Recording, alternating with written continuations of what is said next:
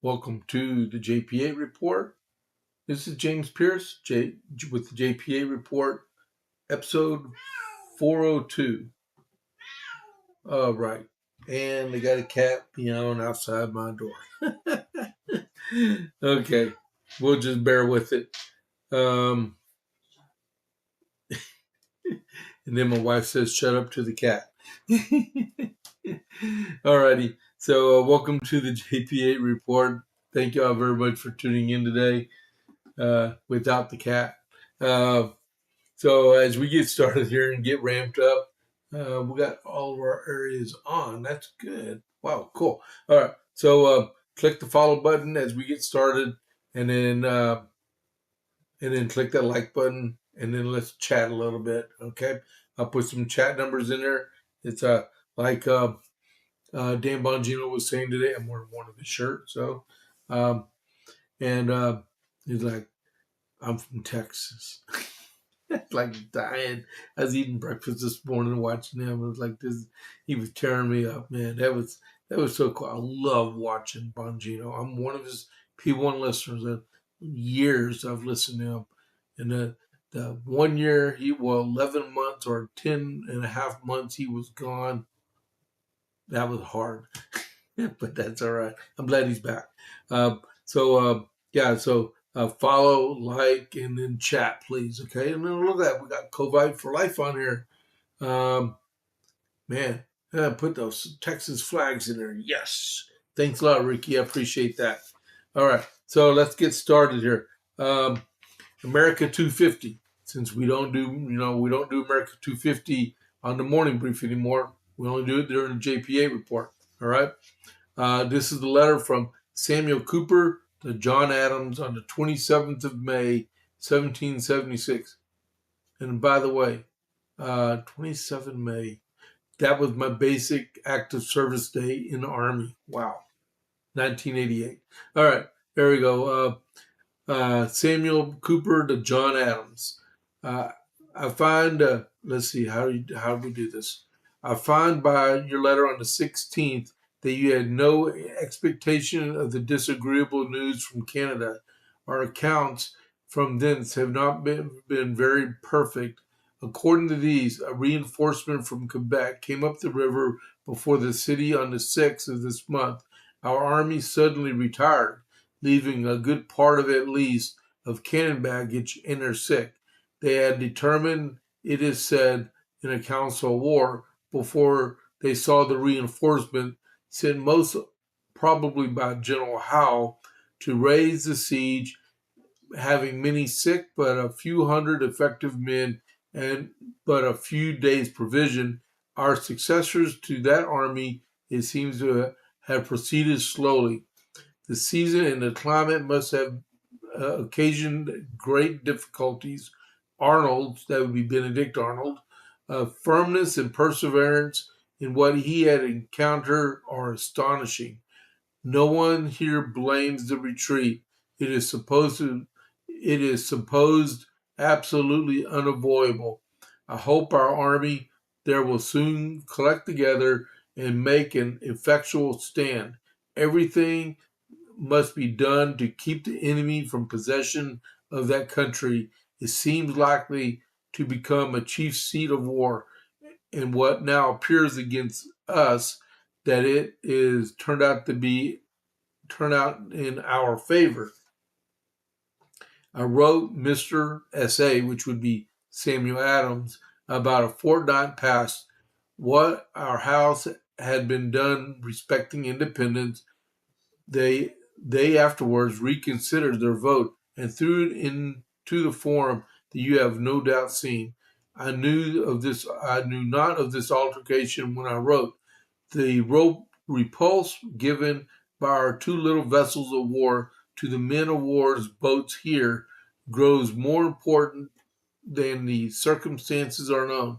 It is almost a gallant action, and a great proportion of the assailants must have been wounded, drowned, or slain.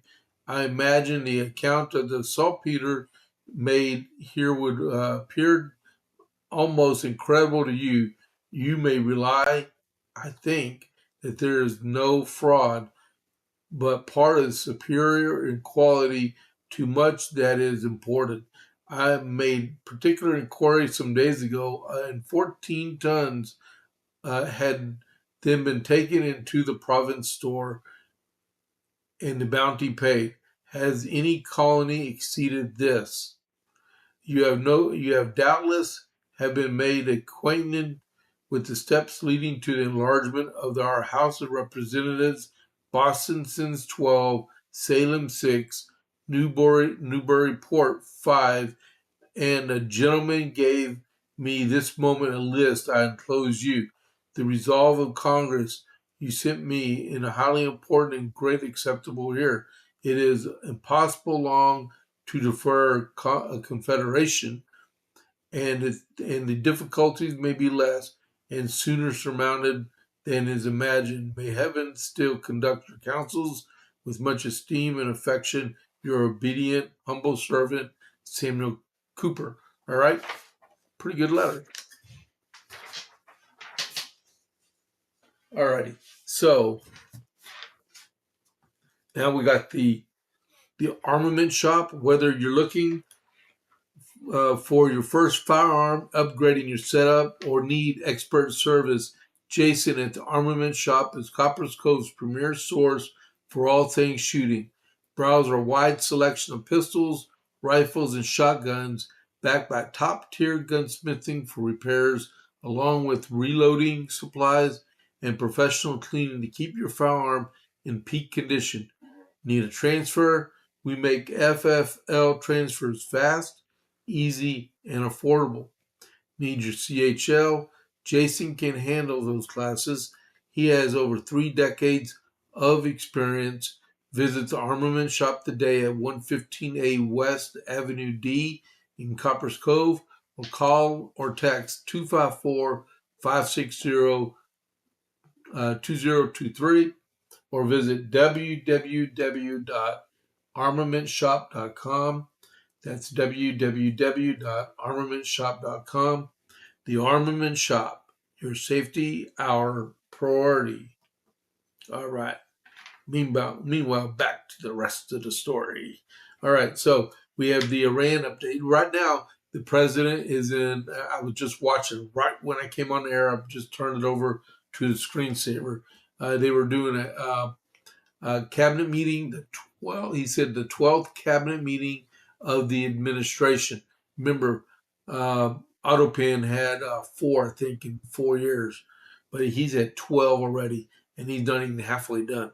All right, but a lot of information was put out. I didn't have time to write. Yeah, I got this. All right, I'll make up for it tomorrow morning. All right, so Iran update. There have been 109 ships turned back so far. There's all kinds of rumors going around about negotiations and approvals and stuff like that. There was supposed to be a cabinet meeting at Camp David this morning, but as you can see, it was in the cabinet room of the White House, and I do believe they're going to move to the Situation Room after everything's done. All right, and hopefully there's some more progress made. The price of oil, you'll see in just a minute, is going down. Iran says the IRGC is laying in wait if the U.S. attacks. Yeah, laying at the bottom of the sea. Iran says it has received the draft memorandum of understanding from the U.S. The price of oil, like I said, it's falling. The draft of the MOU would reopen the strait and end the blockade. That's what Iran is saying. Trump and Bibi, they spoke yesterday. The U.S. insists Iran will not keep the uranium that's inside the borders of Iran. It will be destroyed, or it will be shipped to the United States, or it will be destroyed also. Uh, looks like Iran will agree to the MOU from what I was reading a little while ago. Never really can. With Iranians, you trust and verify ×2. Okay. Uh, it's been confirmed. It's been confirmed that a Hamas leader, the new Hamas leader, Mohammed Odeh, Odeh is how you pronounce it, is dead. Israel confirmed they attacked yesterday. They confirmed they killed him. There's a job opening for Hamas leader if anyone needs to apply. All right. IDF is pushing further into Lebanon, but Hezbollah is still firing drones at the Israelis. Qatar and Iran had talks yesterday for try to de-escalate the situation. Like I said, there was a full cabinet meeting. It started at 10 a.m. I do believe it started later than 10 a.m. And Brent crude oil right now is trading at $96.49. West Texas Intermediate is $90.78 a barrel. The Dow Jones is at 50,734.85. That's up 273.17. Okay, hold on just a second. I'm going to confirm if it did not adjust. See, it already did. West Texas Intermediate is at 89.94. And then Brent crude oil is at 95.69 and dropped another dollar. 95.69. And then the Dow Jones, see, I keep all these tabs open for a reason. The Dow Jones, okay, it's up 145 points instead of 273. All right. Wow, some big changes.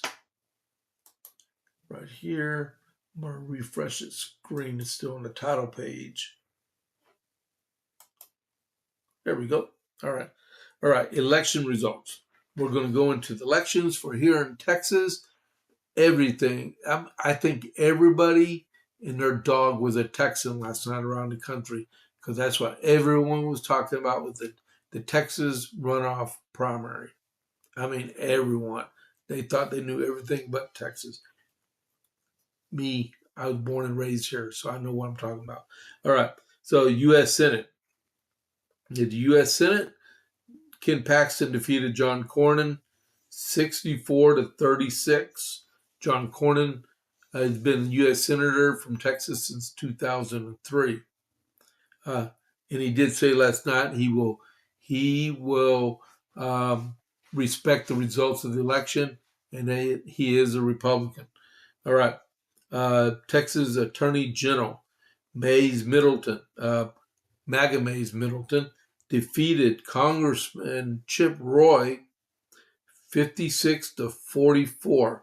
That means in January, Chip Roy will be without a job.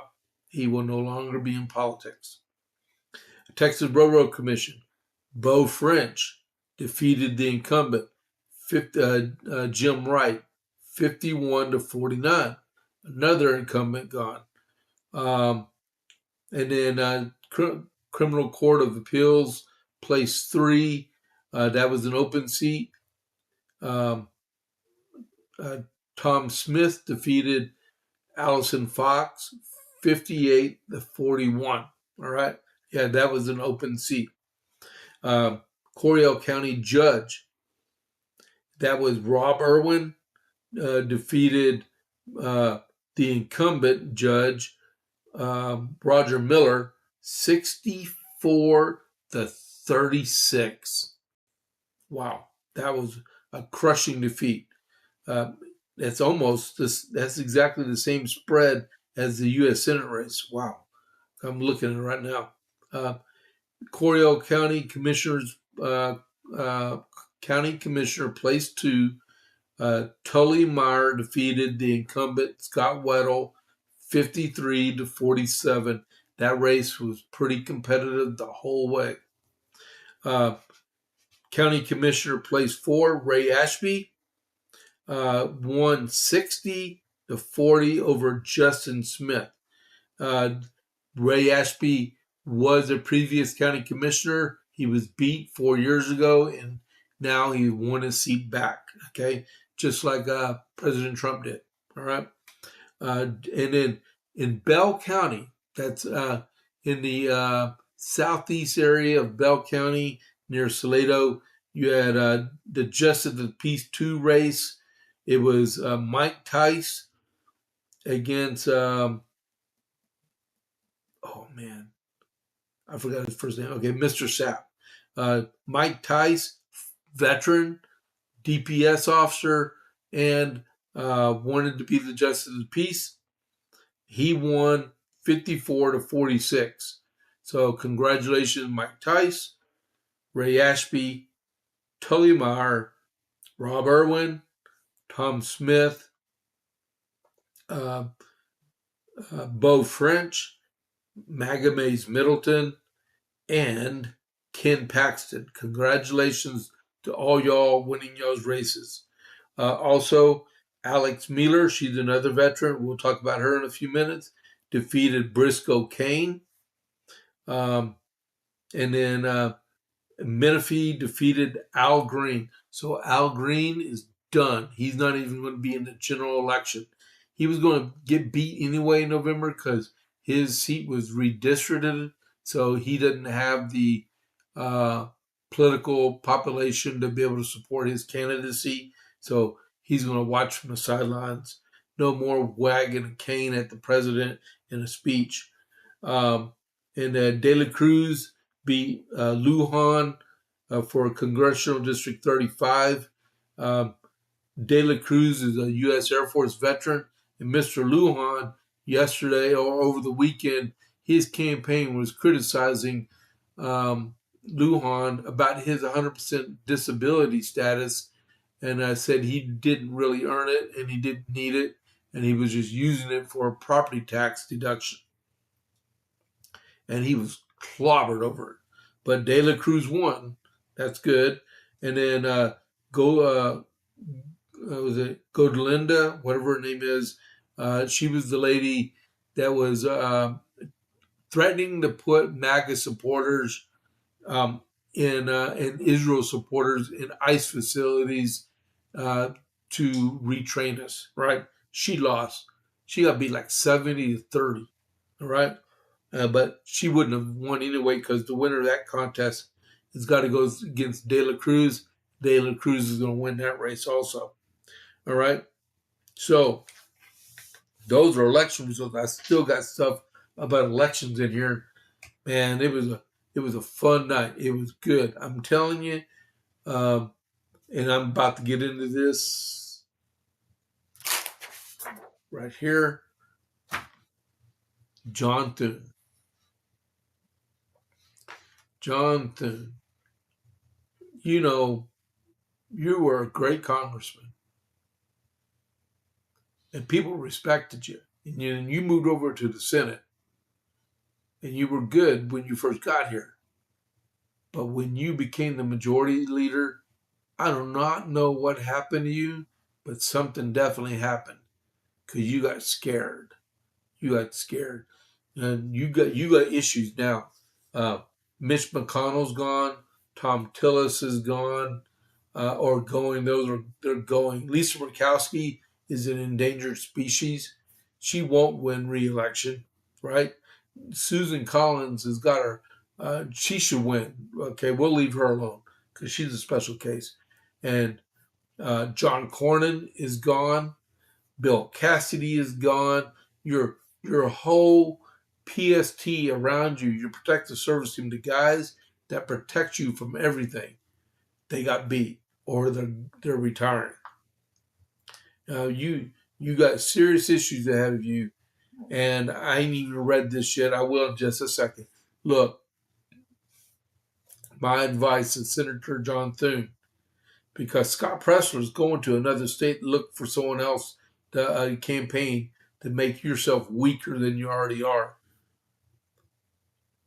John Thune, you need to resign from either the Senate, because we got a Republican governor in South Dakota. We're good. we can get another senator in there. But you at least need to step down from being the majority leader in the United States Senate. You're worthless. You quit on us. You refuse to do what's good for the country.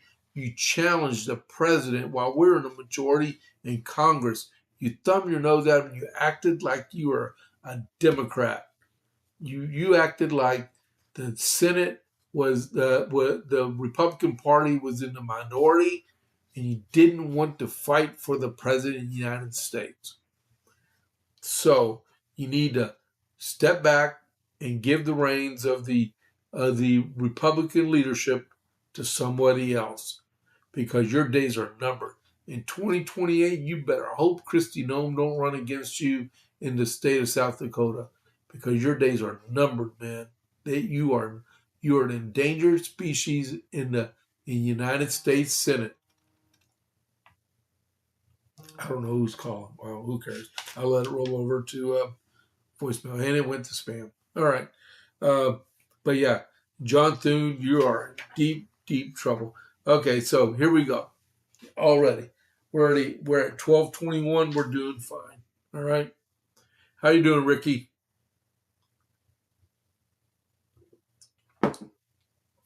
And wonder where Rob is. Man. All right. Texas Attorney General Ken Paxton Tuesday evening triumphed against John Cornyn, Republican of Texas, in the GOP primary marked by toppling one of the senior-most members of the Republican conference, and seemed to signal that MAGA voters are eager for a change in the workings of the upper chamber of Congress. Okay, Paxton triumphed in the runoff on Tuesday evening, earning 63% of the vote. That is unbelievable. He got that much. Senator Cornyn is the majority whip, I believe. I think it is. According to the Associated Press, although Cornyn emerged ahead of the original round in the election, Paxton surged ahead after the elimination of Wesley Hunt, and the last-minute endorsement catapulted him into a commanding lead. It was already said yesterday they expected Ken Paxton to win by 10 points in this, and he added 15 more points to it when it was all over with. More than that, because he was at 64-36 this morning when I did the final tally. So 64%, that's 14. He won by 28%. That was the spread. The successful primary challenge marks one of Trump's most dramatic efforts to reshape the Senate amid his frustrations with the upper chamber in its inability to advance his legislative priorities. The dramatic result, moreover, seems to signal that Trump's concerns reflect those of Republican voters and hint at a detached attitude pervading the Senate Republican Conference.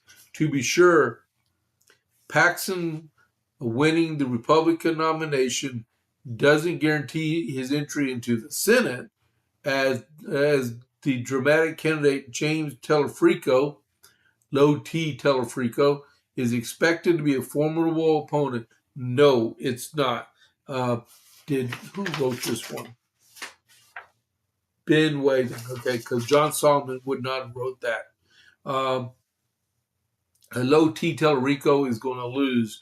And I told my daughter before she went to work this morning to expect Telefrico to lose by 10 to 15 points this coming November 3rd. Definitely, November 3rd, he's going to lose by 10 to 15 points. He doesn't reflect any of the values of Texas. He does not even close, not even a smidgen of close. I cannot believe this man is from the Round Rock area, of all places. And Williamson County is, I don't know how he did it, but he did it one way, and he's going to pay a dear price for it. All right, so Cornyn, a long-serving lawmaker, widely viewed as a member of the old guard of the GOP. He is old. Nearly earned the post of Senate Majority Leader against Tom Thune during the leadership contest to replace Mitch McConnell. Now he's going to be a McDonald's fry cook. Despite facing off with John Thune, Cornyn became one of the leader's top lieutenants. That association, however, appeared to hinder Cornyn more than help him, given Trump's vocal frustration with Thune's leadership and the Senate's inability to advance the marquee legislation to alter its own rules to the end. While Trump's own frustrations with Thune reflected on Cornyn through the endorsement of Paxton, the president's decision outright seemed to be a result of political machinations from Paxton. After the first round, Trump announced he would endorse a candidate in the Texas runoff, and that's a non-recipient to drop out of the race. So political analysts widely interpreted that announcement to signal a Trump endorsement, though Paxton upended the situation by offering to drop out if Cornyn would secure passage of the Save America Act, a marquee voter ID bill that languished in the Senate for months. That's all he had to do. If John Cornyn and John Thune would have had even a part of the Save America Act, the voter ID portion of it, or something, but nothing happened.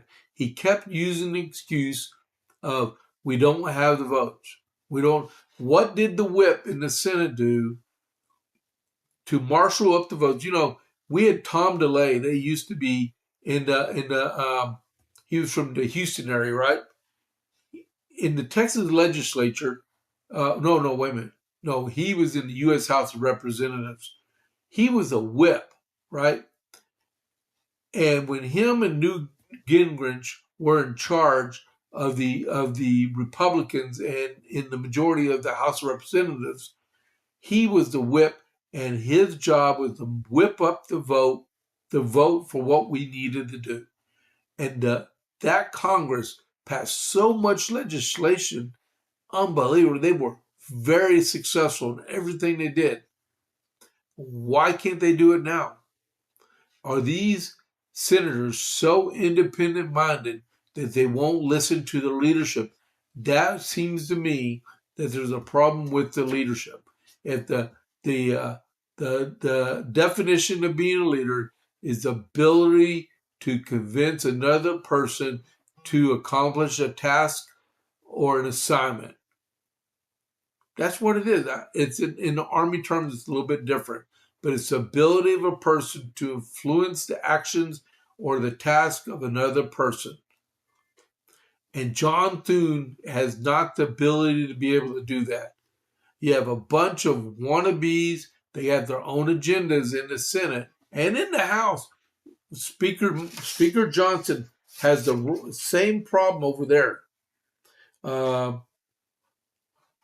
Trump said, I think I'll be going to the next NBA Finals game. Wow. President's going to go to an NBA game. All right, really.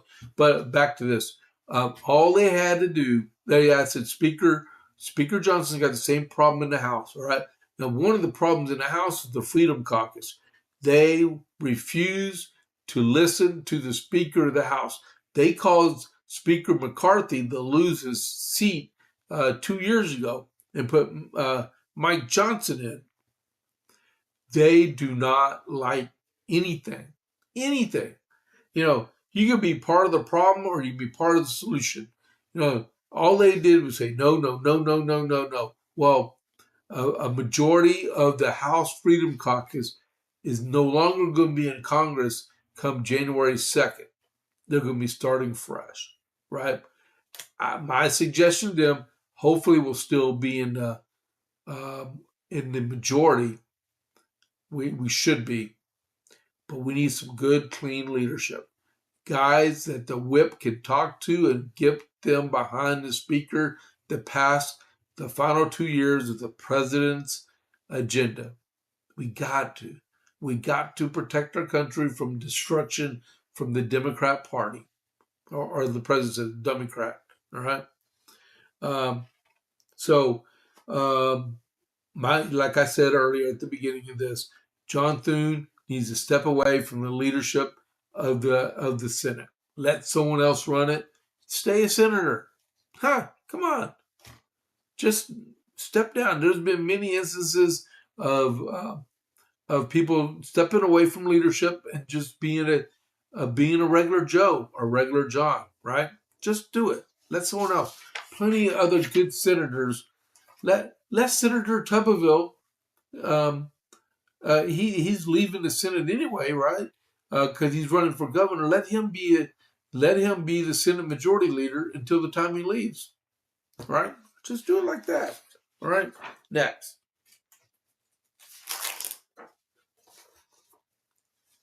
What are we talking about here?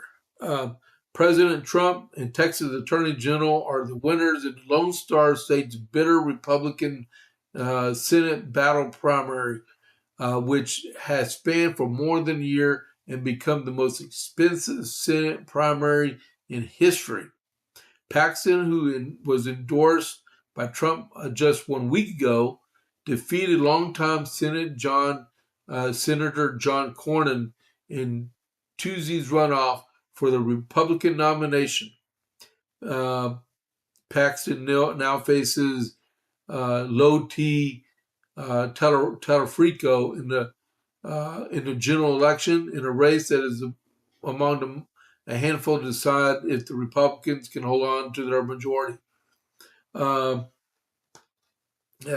They spent, I think, upwards $125 million in the race, and Cornyn outspent Ken Paxton 9-1. So basically, it was like Cornyn spent like $125 million total in the entire campaign, and Ken Paxton spent like 20 to 25 million. That's a lot. That is a lot of money, right? And then, so the stuff that, like I was saying earlier, what really hurt John Cornyn a lot was Abraham George. He is the chairman, the RPT of the Republican Party of Texas. On Thursday morning, reached out to both campaigns, the Paxton campaign and the Cornyn campaign, and said, take your negative campaigns down. They're doing no good but encouraging the Democrats, right? And instantly, Ken Paxton said, done. We'll take down all these and tell our PACs to do the same thing. John Cornyn, on the other end, said, no, they are not going to do that. And I even saw a negative ad yesterday morning on election day. So he had no intent of surrendering any part of the poll. He got beat by 28 points. 28 points. That money was ill spent. Ill spent. They could have saved that money and then donated it over to a PAC that Ken Paxton can use to run a race. But he did finish on a good note.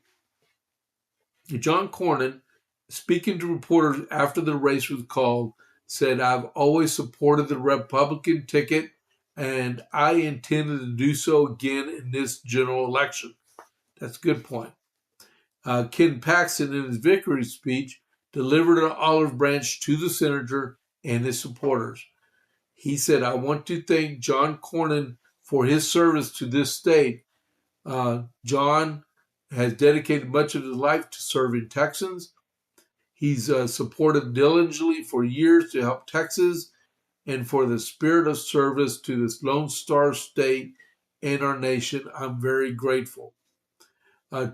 Trump had targeted Cornyn as very disloyal as he backed Paxton, and Major Trump and ally MAGA Firebrand.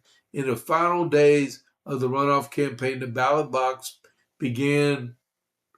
The ballot box showdown in right-leaning Texas served as the latest test of Texas' Trump's immense grip over the Republican Party and to strengthen his endorsements in the GOP nomination races. So in the Senate, he's 9 for 9. Congressman, it said he is 101 for 101. He won 2 more last night, so he should be 103 to 103. In governorships, I believe he's 8 for 8 also. All right. All right. So next, hey, don't forget, if you're watching, click the follow button to follow the podcast, and click the like button. And my phone went into sleep mode for some reason. Hold on just a second here. There we go. I'm back. Oh, I've been getting conversations. Thanks, Rick. I appreciate it. All right, next. MAGA Mays Middleton. MAGA Mays Middleton. But we're going to start going faster because we're running out of time. We got 25 minutes here. A Republican state senator who spotlighted his support for President Donald Trump and his MAGA agenda is one step closer to succeeding Ken Paxton as Attorney General. A state senator, MAGA Mays Middleton, on Tuesday defeated Chip Roy.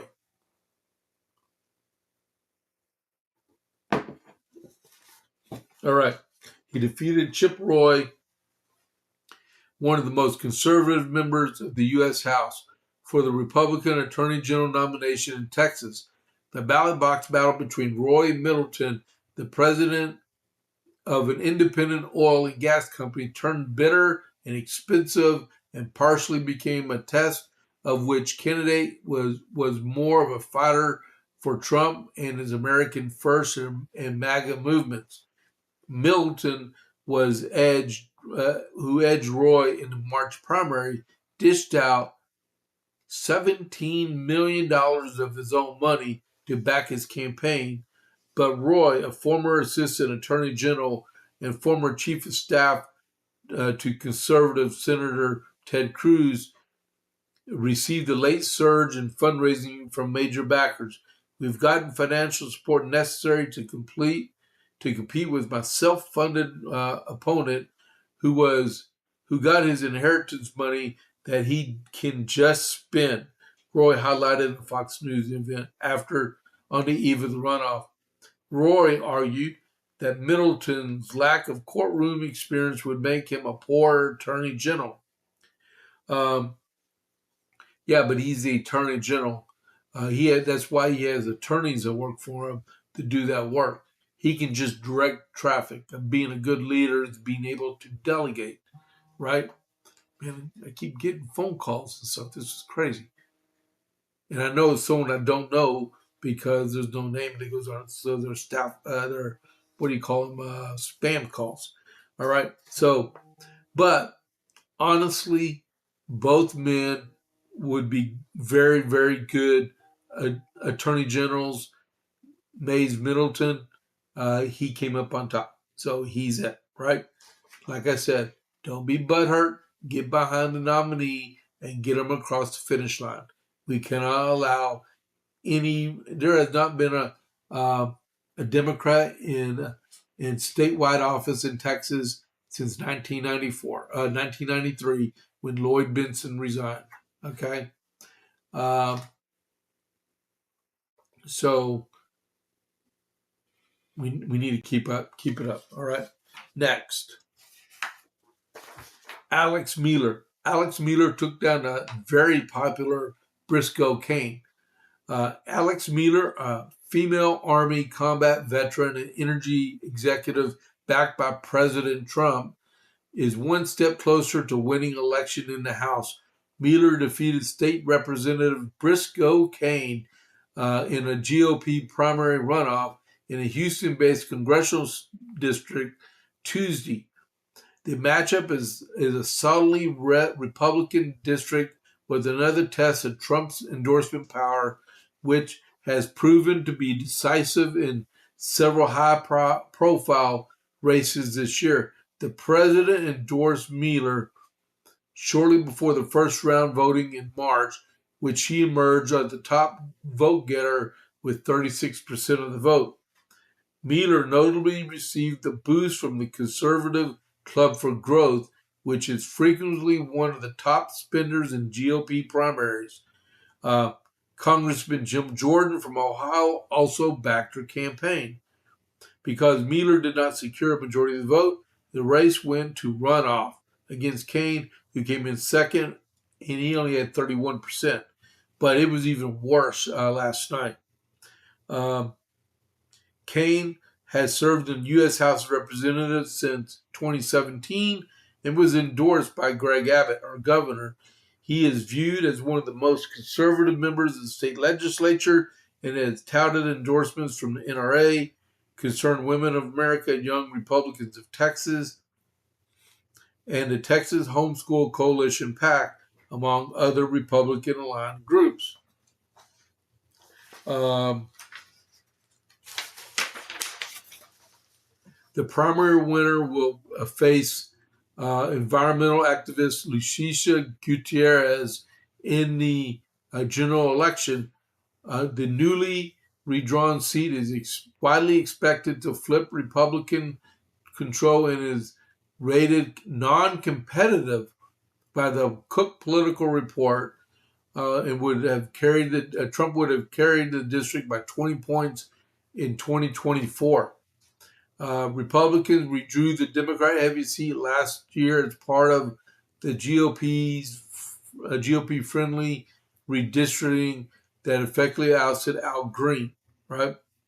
And then, as we know, Green got beat. All right, so Mueller narrowly lost her bid for Harris County judge in 2022, but she's a combat vet. She's a very good person. She knows what she's talking about. She's going to be a good congresswoman. All right, next. What are we doing on time? It's 12:41. Oh, man, we're doing good. What happened here? Let me get back. All right. So, Oyster Boy. All right. Y'all know who I'm talking about. Yeah, well, if you're not watching, I took Graham Plattner and I call him Oyster Boy, okay? Just so you know, right? So he disrespected a fellow Army guy that got shot in combat in Afghanistan. And it said the guy needed to die, and he's only alive because bad marksmanship from the Taliban, right? So his name is Teddy Daniels, right? Fox News finally caught up with him. Purple Heart, this is awesome. You're going to love this. Matter of fact, I'm going to keep this piece of paper because I need to keep these quotes.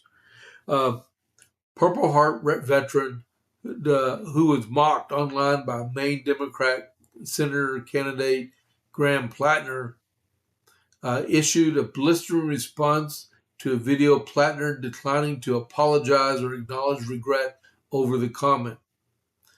And he said, I saw the video, and honestly, I don't want an apology. I don't need an apology. I consider the source of where the comment came from, and I'm the type of person that in order for me to worry about what you say, first, I have to respect you. U.S. Army veteran Teddy Daniels said in response to a video taken by Fox News Digital over the weekend in which Plattner declined to apologize. Then he goes on, quote, there's a zero to no respect for a self-proclaimed communist, Daniels said. You know, the ironic thing is some guys run toward gunfire and other guys run toward keyboards. I think that's a big difference. Oh my goodness. That is the best response I've heard in ages. Man. Matter of fact, if you're watching and you're able to put an American flag in there for Terry Daniels. All right? Because he earned that bad boy. All right. So, continue on. The video never gets old, Plattner wrote, before calling Daniels a dumb blank blank, in claiming that poor marksmanship by the Taliban was the only reason Daniels was alive. The deleted post can be found on the the main monitor's database of Plattner's deleted Reddit history. Remember, like I said, if you don't ever want someone to see something about you, don't put it in data. Okay. And then Plattner also went off on Chris Kyle from Texas, who died on February 2nd, 2013, I believe, right? And his wife went off on him, too. Did they put her comment in here? Oh, yeah. So, let me go back here. Daniels. Oh, wow. Terry Daniels ran for office before. All right. So, Daniels, a former Republican candidate for Pennsylvania lieutenant governor, suggested Plattner's comments about Chris Kyle stemmed from jealousy. This was an interview that he was doing when he said he is.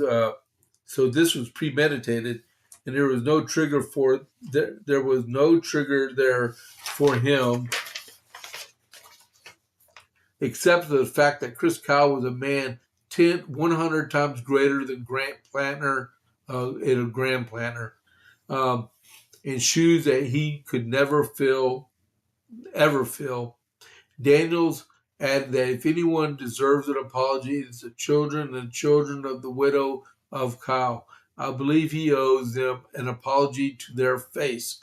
Plattner also previously leaned into his struggle with PTSD. That's an excuse as a reason for the inflammatory posts, because we all know you don't disrespect fellow combat veterans, no matter what branches of service you're in. Daniel said, I think Graham Plattner is using his PTSD as a crutch, as a means to avoid accountability for his actions. I have PTSD, obviously, from my tour. I've had 20 plus surgeries to get fixed after my tour, enduring the pain and recovery of each one of those surgeries. So I could understand how there might be moments, small, minute moments in time where your PTS may cause you to say something or do something that is out of character. But this appears to be a continuing course of conduct with Graham Plattner, and he is trying to blame PTSD, which I think is insulting to every service member who actually suffers from PTSD, or someone, for that case, who suffers from PTSD. He's trying to use PTSD as a crutch, as an excuse to avoid accountability, and that's just wrong. The first step of being a man is taking responsibility and accountability for your actions and your words, and we're just not saying that here.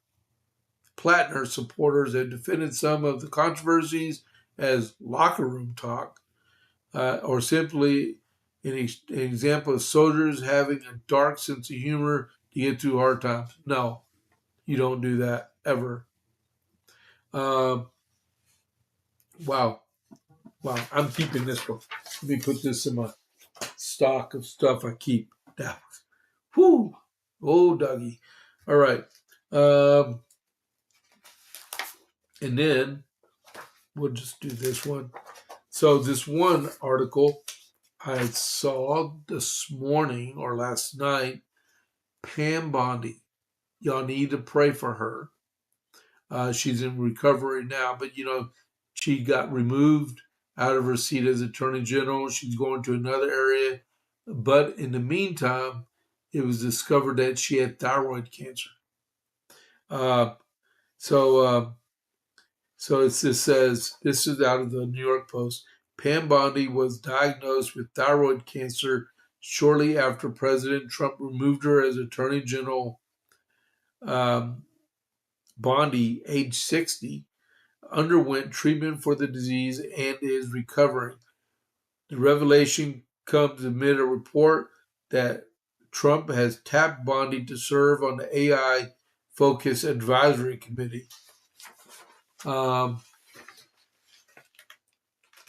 then the ex-AG received praise on social media on how she handled the dreaded diagnosis. Wow, I'm glad she's a lot better. That was the last thing I wanted to read last night. First, Tulsi Gabbard's husband with bone cancer, and now Pam Bondi with thyroid cancer. Man, that's a bad thing. Next.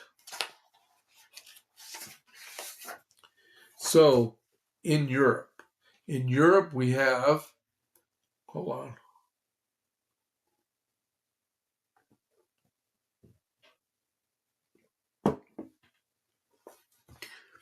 So, the United States plans to cut bombers, fighter jets, and warships available to NATO allies in time of war. We knew this was coming because, before I even read this, I've been stationed in Europe twice in NATO, right? That happens.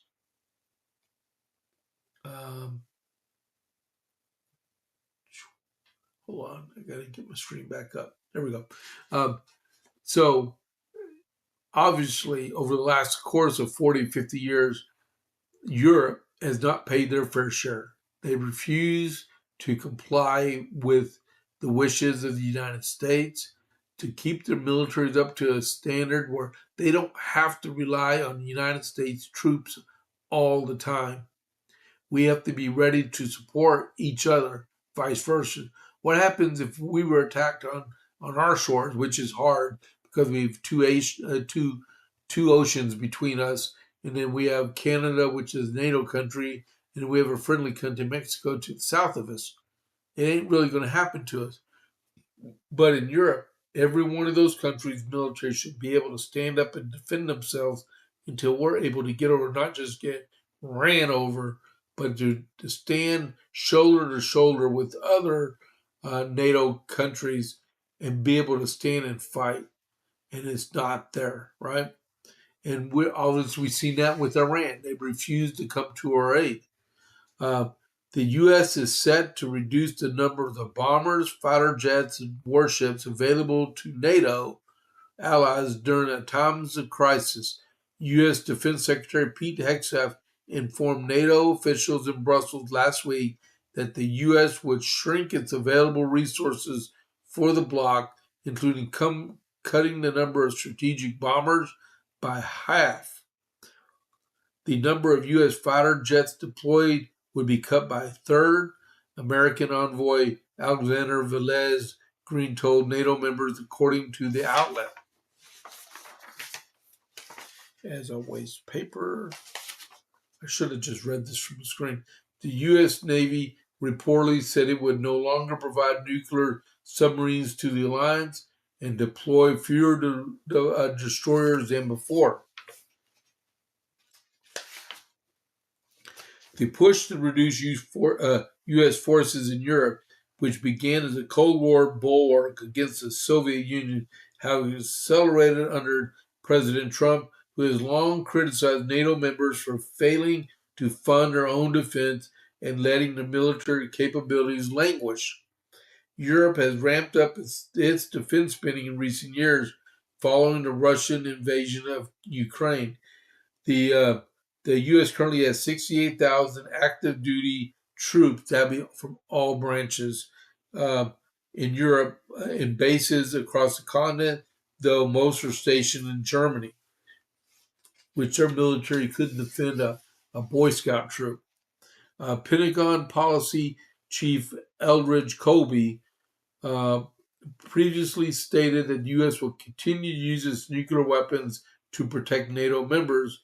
More details on America's decision to scale back its alliance with the defense bloc is expected to be released in early June, which is next week.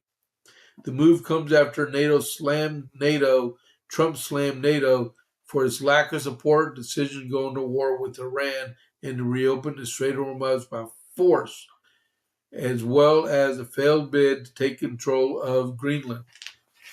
Exactly right. Exactly right. You poke the bear, you get bit. You get mauled. All right, next. We're at 12:54. We're going to save these two for tomorrow. And then the last thing I want to talk about before, oh, man, let me go back to here. There we go. We'll go back to Oyster Boy, okay? Oyster Boy vows to come after Jeff Bezos as he escalates a tax fight, right?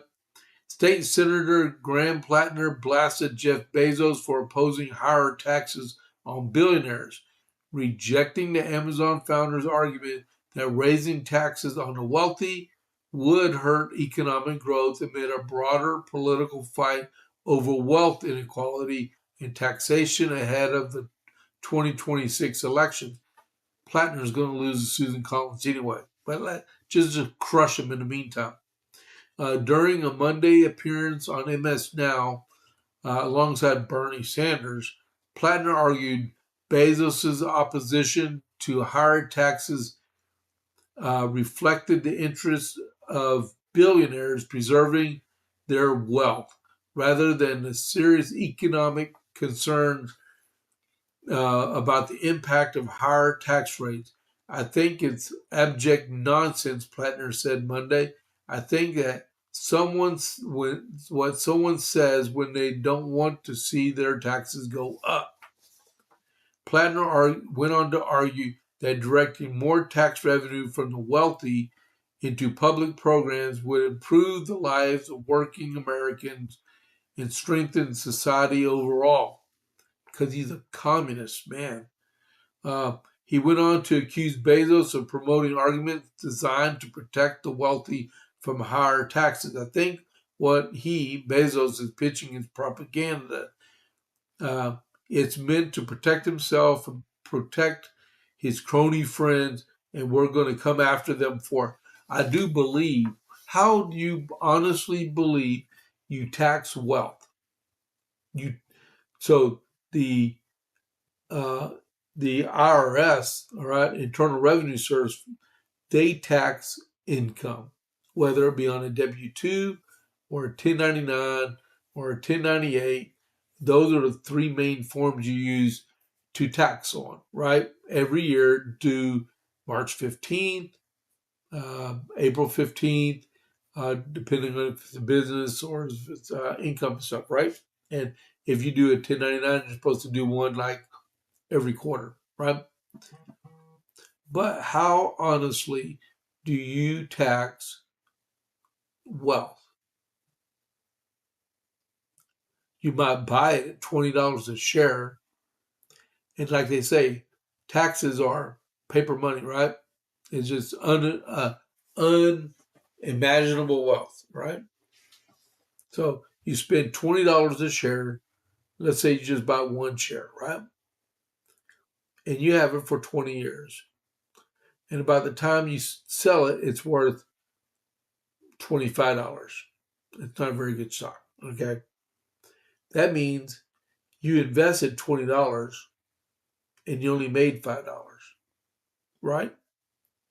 So you made $5 off of it. But for the first 19 years you owned that stock, it stayed at $20. And in the last year, it went up $5. So in those first 19 years, what do?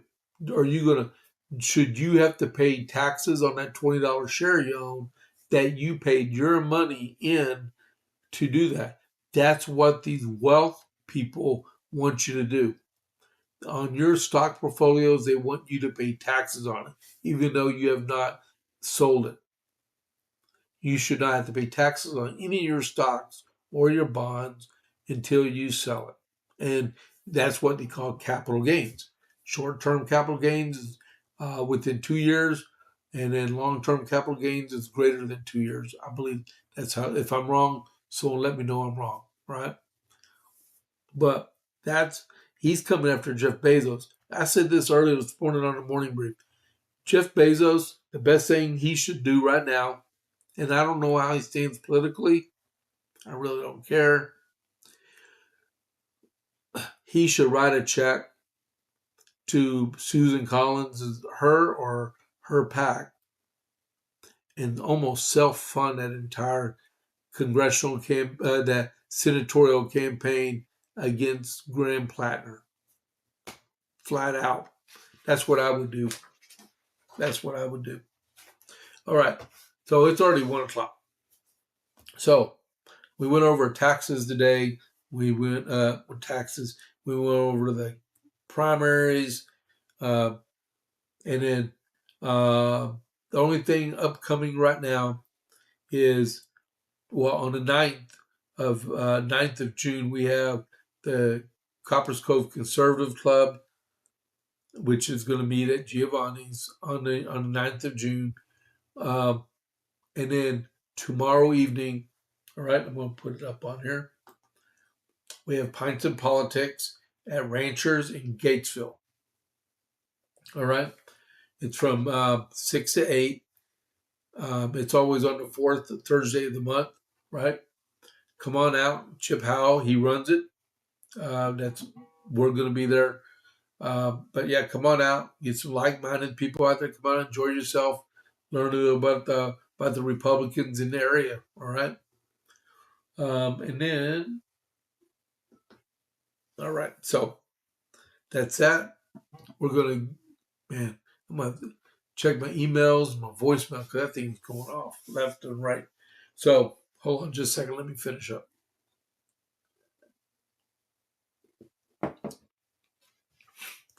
Hey, Ricky, I'm going to call you in just a minute, okay? So be ready for me to give you a call when I sign off, all right? So if you're trying to find me on my socials, I am on X, I'm on Facebook, and I'm on ScrewTube, I'm on True Social, I got JP8 report at gmail.com. So that's how you can find me. Tomorrow, I may be adjusting my times a little bit, so be ready, okay? Be ready for the morning time, all right? So this is James Pierce with the JP8 report.